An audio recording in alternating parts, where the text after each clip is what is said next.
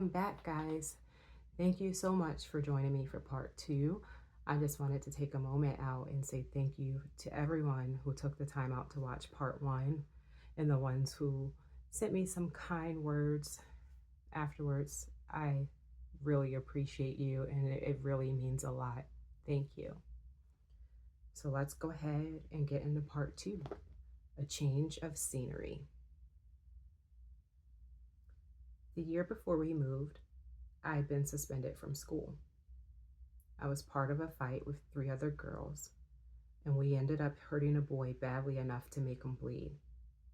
I felt so terrible afterward, so much so that I walked him back to the school to make sure he was okay. But guilt doesn't erase consequences, and we all got suspended. But that was the kind of person I was.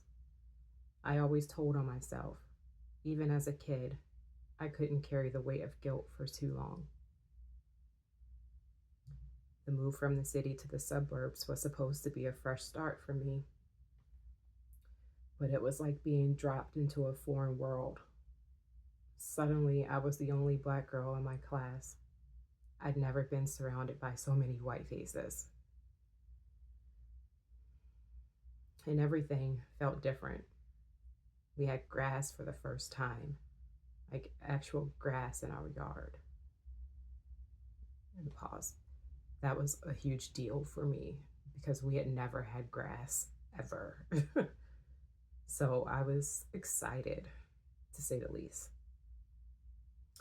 In a big house my parents had built from the ground up. It was beautiful, but it didn't feel like home. Everything about life changed. My old friends from the city stopped talking to me.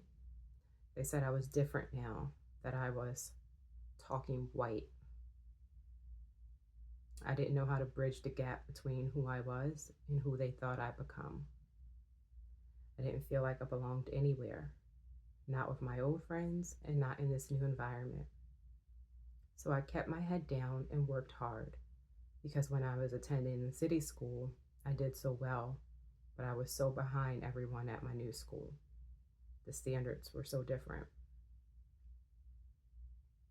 By the time I was 14, I had a job at McDonald's. My parents provided the basics, a roof over my head and food on the table, but if I wanted anything extra, I had to earn it myself. And that's how I brought my school clothes, my supplies, and anything else I needed. It felt like a test of independence, and I took it seriously. At the same time, I was attending modeling and etiquette school. I loved the runway and the confidence it gave me, but the industry wasn't so kind. I entered a modeling contest, and even though I didn't win, the agency still wanted to work with me. They had me do a photo shoot for my portfolio. I was on cloud nine. The hair, the makeup, the fancy photographer from New York. I felt so beautiful until I was told I'd have to lose weight in order to book work. Even though I was already slim, they labeled me a plus size model simply because I was a size 6.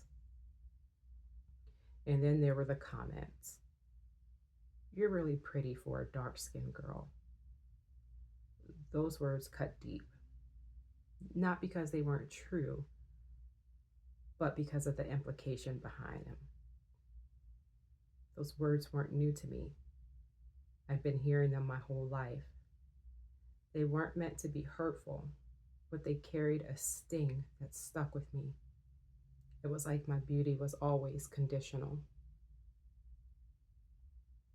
The modeling world taught me a harsh lesson about society's standards of beauty and how I was expected to conform. But I've always hated being told who or what I should be, and that rebellious streak stayed with me even as I navigated new challenges. That drive to work hard and take care of others followed me into adulthood. I started working in the medical field at just 17 and spent years dedicating myself to helping others. Looking back, I realized that my life has always been about service, whether it was through my job, my family, or the relationships I poured myself into. It's who I've always been, even when it felt like the world was asking too much of me. But in those moments, I didn't see it as a calling. I saw it as survival. And when you're just trying to survive, it's hard to see the bigger picture. And that is part 2, guys. And I want to say again, thank you for watching. And I hope you will follow me for part 3.